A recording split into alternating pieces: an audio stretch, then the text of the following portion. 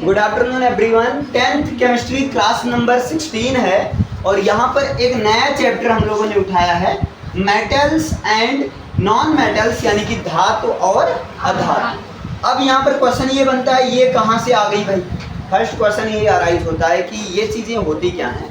तो देखो, दुनिया में जितनी भी चीज़ है, इसको ऐसे समझो, ये हो गया वर्ल्ड यानी संसार। संसार में जितनी भी चीजें हैं, इन सारी की सारी चीजों को या तो धातु में डिवाइड किया जा सकता है या तो अधातु में डिवाइड किया जा सकता है, यानी कि या तो मेटल्स में डिवाइड किया जा सकता है या तो नॉन मेटल्स में डिवाइड किया जाता है, जितनी भी चीजें हैं वर्ल्ड में। अब यहाँ पर क्वेश्चन है, अच्छा ऐसी बात है, ठीक है, बिल्कुल ऐसी बात है। अब क्या होता है, लेकिन कुछ ऐसी भी चीजें होती हैं जो कि धातु की भी कैटेगरी में आ जाती हैं और अधातु की भी कैटेगरी में आ जाती हैं। मतलब क्या हुआ, वर्ल्ड में जितनी भी चीजें हैं, संसार में जितने भी चीजें हैं, मेजर रूप से कैटेगराइज किया गया है 2 पोर्शन में, एक तो मेटल्स में और दूसरा नॉन मेटल्स में, है ना। लेकिन कुछ ऐसी भी चीजें हैं, कुछ ऐसे भी एलिमेंट्स हैं, कुछ ऐसी भी चीजें हैं जिनको भैया डिवाइड किया गया कहाँ पर, वो दोनों में आती हैं, यानी कि वो मेटल्स का भी काम करती हैं और नॉन मेटल्स का भी काम करती हैं, दोनों का काम करती हैं, मेटल्स का भी और नॉन मेटल्स का भी काम करती हैं। अब प्रश्न, अच्छा ऐसी बात है तो क्या इनको हम कुछ नाम दे सकते हैं? हाँ बिल्कुल नाम दे सकते हैं और इनका नाम दिया जाता है, क्या नाम दिया जाता है?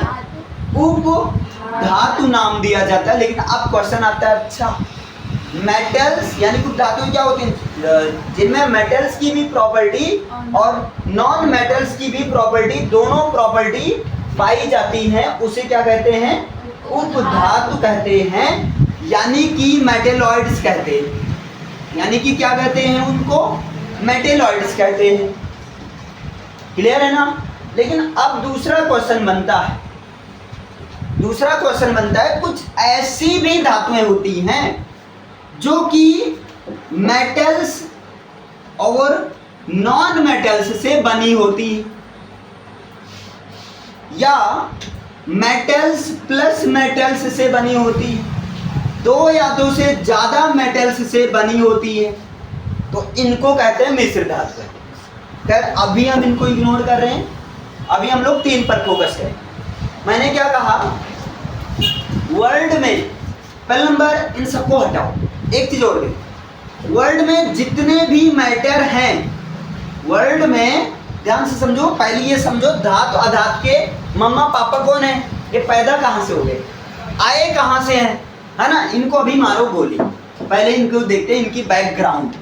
आइए, जैसे मूवी शुरू होती है, 10 साल पहले इसने इसके बाप की हत्या की थी, अब हीरोइना बन गया, अब ये बदला चुकाएगा, समझ रहे ना। तो थोड़ा सा हिस्ट्री देखते हैं। देखिए, जितनी भी मैटर हैं, यानी कि चीजें, जितनी भी पदार्थ हैं या जितनी भी चीजें जिनको आप द्रव्य कहते हैं, सारे के सारे मैटर 2 रूप में सामने मिलेंगे, या तो वो प्योर फॉर्म में मिलेंगे या तो वो इम्प्योर फॉर्म में मिलेंगे। ध्यान से समझना है, थोड़ी सी लंबी हिस्ट्री है। या तो वो प्योर फॉर्म में मिलेंगे, यानी कि या तो प्योर सब्सटेंस या प्योर मैटर के रूप में होगा, या तो इम्प्योर सब्सटेंस यानी कि इम्प्योर मैटर के रूप में होगा, या तो वो शुद्ध पदार्थ होगा, है ना, या तो क्या होगा? शुद्ध पदार्थ होगा, या तो क्या होगा भैया?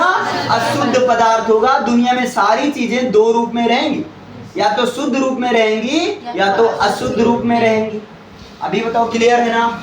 अब यहाँ पर लेकिन ऐसी चीजें जो शुद्ध रूप में रहेंगी 2 तरीके से होती हैं, ऐसे समझो।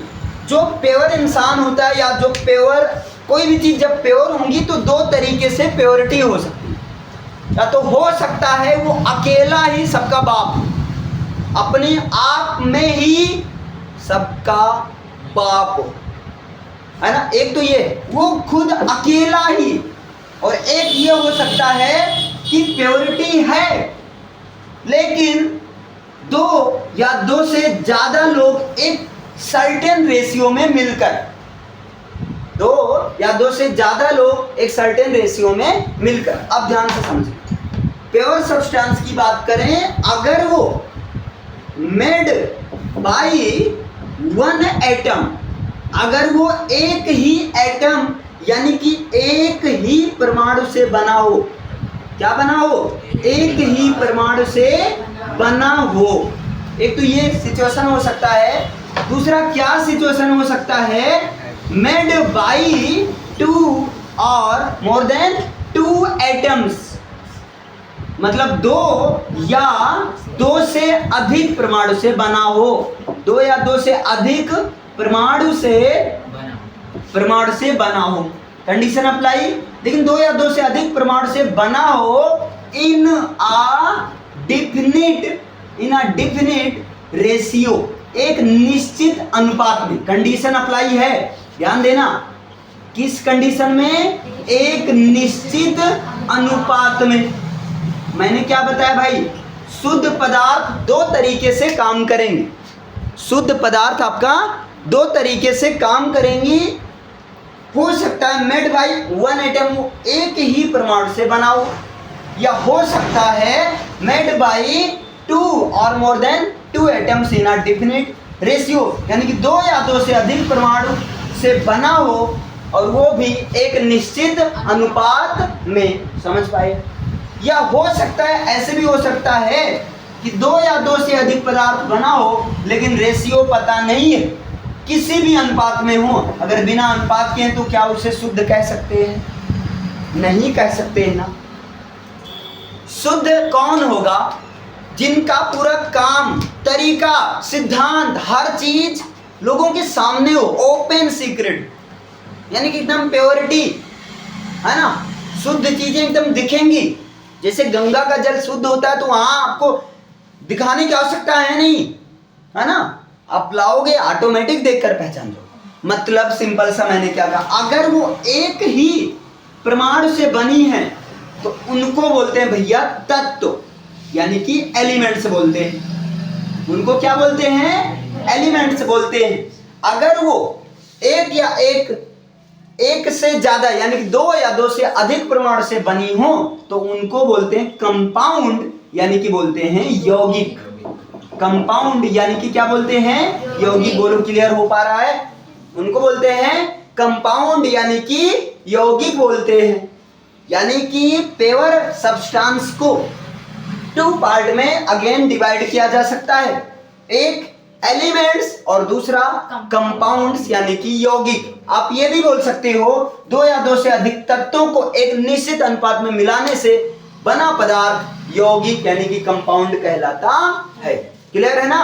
Compound are those substance that is made by two और more than two atoms in a definite order in a definite ratio, but atoms are those substance that is made by one atom and can't be broken into any pieces। मतलब तत्व आप किसी भी piece में divide नहीं कर सकते हो, but compound can be break into definite pieces.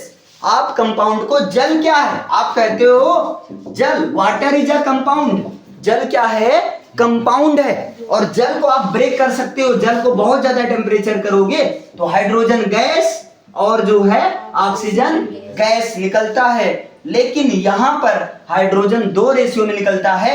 आप एक क्वेश्चन भी पढ़े होंगे, जल जो बना है ना, हाइड्रोजन और ऑक्सीजन गैस के दो रेशियो एक में बना है, 2:1 में बना है।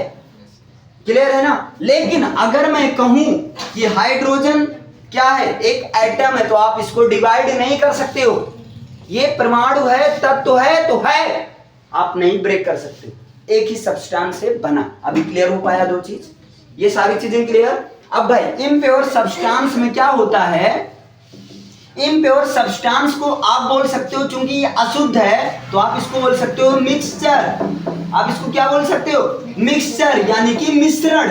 आप इसको क्या बोल सकते हो, मिक्सचर यानी कि मिश्रण। अगर हम बात करें मिक्सचर की तो भाई मिक्सचर नहीं तो हाँ अच्छा मिक्सर है मशीन जो सब मिक्सर करत है, हाँ चल जाएगा। अब मिश्रण भी दो तरीके का होगा। एक ऐसा मिश्रण कि पता ही नहीं चलेगा साला मिश्रण है कि गंदा पानी है कि शरबत है, समझ पा रहे हो ना। यानी कि एक ऐसा मिश्रण जिसमें क्या होता है, सब का सब होमो हो जाता है ना, सब का सब जीन या जिनस है ना, सब का सब यानी कि सारा का सारा अंग हो जाता है सम प्लस अंग मतलब समांग। तो ऐसे मिश्रण को कहते हैं समांगी मिश्रण, होमोजेनस मिक्सचर। और ऐसा मिश्रण जिसमें सारा का सारा अंग दिखता है, ऐसा पूरा कपड़ा दिखता, मतलब क्या बताऊं, ठीक है। एक ऐसा मिक्सचर जैसे आप पानी में कंकड़ मिला दो तो भाई दिख रहा है कंकड़ मिला है, पानी में कुछ और मिला दो सब दिख रहा है, तो वो क्या है, सब सारे अंग विषम सब अलग अलग हैं। वो कंकड़ कह रहा भाई मैं यहाँ बैठा हूँ, देख मुझे, देख जल्दी, है ना। लेकिन पानी में तुम चीनी मिला दिए, नींबू मिला दिए, तो भाई पानी का कलर चेंज हो गया लेकिन चीनी नींबू दिख नहीं रहा, वो नहीं बताएगा। क्लियर है। तो वहां पर सारे वो होमोजीनस, लेकिन ये क्या हो गया भाई, हेट्रोजीनस। वो कहेगा देख मैं बैठा हूँ, हटा हेट्रो। तुम कहते हो अच्छा हेट्रोजीनस, तुम क्या बोल दोगे, हेट्रोजीनस, समान नहीं, सारे अंग समान नहीं, तो क्या विषम है, विषमांगी मिश्रण, उसको क्या कहते हैं, विषमांगी। समझ में आया। तो जो इम्प्योर सब्सटेंस होता है एक्चुअली वो होता है मिक्सचर यानी कि मिश्रण। दो तरह का होगा, होमोजीनस समांगी मिश्रण और हेट्रोजीनस यानी कि विषमांगी मिश्रण। अभी बताइए समझ में आया, इसको नोट डाउन करिए। देखिए यहाँ पर सिंपल सा, मैटर मतलब पदार्थ मतलब द्रव्य, दुनिया की सारी चीजें क्या हैं, मैटर है यानी पदार्थ यानी कि द्रव्य है। मैटर को हम दो पार्ट में डिवाइड कर सकते हैं, या तो प्योर सब्सटेंस यानी शुद्ध पदार्थ, या तो इम्प्योर सब्सटेंस यानी कि अशुद्ध पदार्थ। शुद्ध पदार्थ दो तरीके की होंगी, तत्व यानी कि एलिमेंट्स, और दूसरा होगा यौगिक यानी कि कंपाउंड। तत्व वो होगा जो एक ही परमाणु से बना होगा, इनको किसी भी अणु में इनके छोटे अणु में विभाजित नहीं किया जा सकता। लेकिन यौगिक वो होगा जो दो या दो से अधिक परमाणु से बना होगा लेकिन एक निश्चित अनुपात में। क्लियर है। इम्प्योर सब्सटेंस दो टाइप का होगा, होमोजीनस मिक्सचर। इम्प्योर सब्सटेंस को एक तरह से मिश्रण बोल सकते हैं, दो तरह का होगा, समांगी और विषमांगी मिश्रण। अब इसी चीज को इंग्लिश में सुन लो। देखो, matter can be divided broadly into two section, one is pure substance and second is impure substance. Actually, pure substance can be present in front of us in the two form, either made by one atom, so that's called elements, either made by two or more than two atoms in a definite ratio. On here you have to remember in a definite order, in a definite ratio, so that is the compound. On here elements can't be broken into any pieces, but compound can be broken. Clear.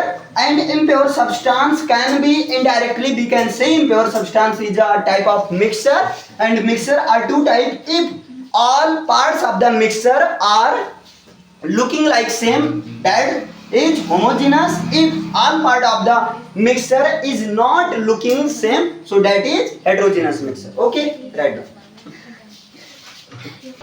अब यहाँ पर आपने देखा कि जितने भी substance हैं उनको मैंने डिवाइड किया टू सेक्शन में, एक प्योर सब्सटेंस और एक इम्प्योर सब्सटेंस, शुद्ध पदार्थ और अशुद्ध पदार्थ। प्योर सब्सटेंस को आपने देखा, ये जो प्योर सब्सटेंस होता है यानी कि जो शुद्ध पदार्थ होता है, इसको डिवाइड किया, ध्यान देना, शुद्ध पदार्थ होता है, इसको डिवाइड किया गया टू सेक्शन में। क्लियर है। वन इज एलिमेंट्स यानी कि तत्व, और दूसरा सेक्शन है आपका कंपाउंड्स यानी कि यौगिक। क्लियर है ना। एलिमेंट्स और यौगिक यानी कि तत्व और यौगिक में इसको डिवाइड किया गया है शुद्ध पदार्थ। क्लियर है ना। अब ये जो तत्व होते हैं यानी कि एलिमेंट्स होते हैं, इनमें क्या होता है, एक ही एटम प्रेजेंट होता है, एक ही परमाणु से बना होता है। दूसरा नंबर क्या होता है, कांट बी ब्रोकन, इनको विभाजित नहीं किया जा सकता है, इनको तोड़ा नहीं जा सकता है। क्लियर है ना। समझ पा रहे हैं? जो तत्व होता है एक एटम से बना होता है, यानी कि एक परमाणु से बना होता है, can't be broken into smaller pieces, और इनको छोटे छोटे भाग में नहीं बांटा जा सकता है। अब क्वेश्चन आता है ऐसे कितने पदार्थ हैं पूरे दुनिया में जिनको, जो कि एक ही एटम से बना है, जिनको विभाजित नहीं किया जा सकता है? तो ऐसे हैं 118 डिस्कवर्ड एलिमेंट्स, यानी कि आज तक ऑलमोस्ट 118 एलिमेंट्स, यानी कि लगभग 118 तत्व जो हैं एलिमेंट्स डिस्कवर किए गए हैं। 118 जो है तत्व डिस्कवर किए गए हैं। क्लियर है ना? 118 तत्व, क्लियर है ना? अब इन एलिमेंट्स को, ये जो 118 एलिमेंट्स है, इनको डिवाइड किया गया है either metals either non metals, either non metals. अब रीजन क्या है देखो, या तो धातु में विभाजित किया गया है या तो अधातु में विभाजित किया गया है। Non metals. अरे भाई ठीक है, नॉन मेटल्स, या तो मेटल्स में या तो नॉन मेटल्स में, यानी कि या तो धातु में विभाजित किया गया या तो अधातु में। रीजन क्या है देखो ध्यान से, ओवरऑल 118 तत्व हैं। अब तक लगभग कितने तत्व हैं? 118 तत्व हैं। या तो उस पर, ध्यान से समझना मैं क्या बताने चाह रहा हूँ, या तो उस पर पॉजिटिव चार्ज होंगे या तो उस पर नेगेटिव चार्ज, या तो उस पर पॉजिटिव चार्ज होंगे या तो नेगेटिव चार्ज होंगे। धा से धातु, धा से धनायन। क्लियर है? धा से धातु, धा से धनायन, यानी कि मेटल्स वो होते हैं जहां पर पॉजिटिव आयन होता है ना, जो कि पॉजिटिव आयन देता है। पॉजिटिव आयन का मतलब समझ रहे ना, धनायन देता है, धनायन। और नॉन मेटल्स वो होते हैं जो कि क्या करता है? नेगेटिव आयन देता है। नेगेटिव आयन का मतलब ऋणायन देता है। नेगेटिव आयन का मतलब क्या देता है? वो ऋणायन देता है। क्लियर है ना? लेकिन अब कुछ ऐसे होते हैं वो मौका पाने पर धनायन भी देते हैं, मौका पाने पर ऋणायन भी देते हैं, यानी कि according to need works as metals and non metals both. जैसे आवश्यकता लगती है, कभी धातु के भी रूप में काम करते हैं तो कभी अधातु के रूप में काम करते हैं। तो गली का कुत्ता ना घाट का ना घर का, तो उनको ना धातु में रखा जाता है ना अधातु में रखा जाता है, और उनका नाम अलग रखा जाता है कि गली का कुत्ता। क्लियर है ना? उनका नाम अलग रखा जाता है, एंड दैट इज उपधातु, जिसको बोलते हैं भैया मेटेलॉइड्स बोलते हैं। क्लियर है ना? जिसको क्या बोलते हैं? मेटेलॉइड्स बोलते हैं। क्लियर है ना? अब ऐसे गली के कुत्तों को पहचानना जरूरी है, क्योंकि डर उनसे ज्यादा खतरा होता है जो कि चुप्पा होते हैं। समझ पा रहे ना? क्योंकि वो कब वार कर दे पता नहीं चलता है। तो ज्यादा जो क्वेश्चन बनता है यही मेटेलॉइड से ही बनता है। अब क्वेश्चन आता है मेटेलॉइड्स में कौन आता है? तो मेटेलॉइड्स में एक तो आता है आपका बोरान आता है, जो बोरान रहता है। क्लियर है ना? बोरान आता है। दूसरा आता है सिलिकॉन आता है। क्लियर है ना? बोरान आता है, दूसरा क्या है? सिलिकॉन आता है। नेक्स्ट है जर्मेनियम आता है। जी ये सिंबल है, क्या है? जर्मेनियम आता है। और इसके बाद में आपका क्या आता है? पोलोनियम आता है। ये सिंबल है, याद रखना, तत्व का सिंबल है। पोलोनियम आता है। और नेक्स्ट आपका स्टिबियम आता है। ठीक है? और इसके बाद में टेरिडियम। ये चीज आधे लोग के ऊपर से गया, मैं साला ससुरा ये क्या आ गया। ठीक है? ये तो समझ में नहीं आया, कोई बात नहीं, आप परेशान न हो। अभी याद कर लो, ये बोरान है, ये सिलिकॉन है, ये जर्मेनियम, ये पोलोनियम है, ये स्टिबियम है, और ये टेरिनियम, ऐसे करके कुछ है टेरिनियम। क्लियर है ना? या अभी इनको हटा ही दो, अभी समझेंगे हम लोग, ध्यान से देखो। अब यहाँ पर ये जो 118 एलिमेंट्स हैं, आपको पहले तो 118 एलिमेंट्स में से कम 30 एलिमेंट्स यानी कि 30 तत्व आपको भैया याद रहना चाहिए with atomic number and atomic weight, यानी कि परमाणु क्रमांक और परमाणु भार के साथ। इसके बाद में बाकी सारे तत्व में इंपॉर्टेंट एलिमेंट्स का सिंबल आपको पता होना चाहिए। क्लियर है? इतना समझ पाए? मैंने क्या बात किया कि ओवरऑल 118 एलिमेंट्स डिस्कवर किए गए हैं। और भाई कमाल की बात ये है कि 118 एलिमेंट्स में से जो 19 एलिमेंट्स हैं, कितने एलिमेंट्स हैं? 19 एलिमेंट्स है। 92 जो तत्व हैं, जो 92 तत्व हैं, ये हैं भैया नेचुरल। ये क्या है? ये है नेचुरल यानी कि प्राकृतिक तत्व, प्रकृति में पाए जाते हैं, प्राकृतिक तत्व है, नेचुरल एलिमेंट्स है। और बाकी 92 से आगे 118 तक जितने भी एलिमेंट्स हैं वो सब कैसे हैं? आर्टिफिशियल एलिमेंट्स हैं। मतलब हम ये बोल सकते हैं, क्या बोल सकते हैं बताओ जरा सा। हम ये बोल सकते हैं कि 118 एलिमेंट्स को दो सेक्शन में डिवाइड किया गया है। एक तो है नेचुरल एलिमेंट्स, एक क्या है बच्चा? नेचुरल एलिमेंट्स यानी कि प्राकृतिक तत्व, यानी कि प्राकृतिक तत्व। और दूसरा है आपका आर्टिफिशियल एलिमेंट्स यानी कि कृत्रिम तत्व, यानी कि कृत्रिम तत्व। बोलो क्लियर है ना? अब आता है क्वेश्चन कि नेचुरल एलिमेंट्स कितने? तो 92, 92 जो हैं 1 से लेकर 92 कितने नेचर में पाए जाते हैं। और मोर देन अब 92 से ऊपर जो हैं वो सब किस में पाए जाते हैं? Artificial elements. क्लियर है ना? और ये पूरा 118 एलिमेंट्स या तो धनायन होंगे, यानी कि ये खुद धन पॉजिटिव आयन रखेंगे। क्लियर है? पॉजिटिव आयन का त्याग करेंगे, गिव अप करेंगे, या जो नेगेटिव आयन का त्याग करेंगे, गिव अप करेंगे। या कुछ ऐसे होंगे जो कि मेटल्स नॉन मेटल्स दोनों के रूप में काम करेंगे। वो भैया देख रहे हो हरियाली पूरी है उनकी। उपधातु यानी कि मेटेलॉइड्स होंगे, बोरान, सिलिकॉन, जर्मेनियम, पोलोनियम, स्ट्रिपियम। क्लियर है? समझ पाए इतना? इसे पहले राइट डाउन करिए, लिखिए इसे।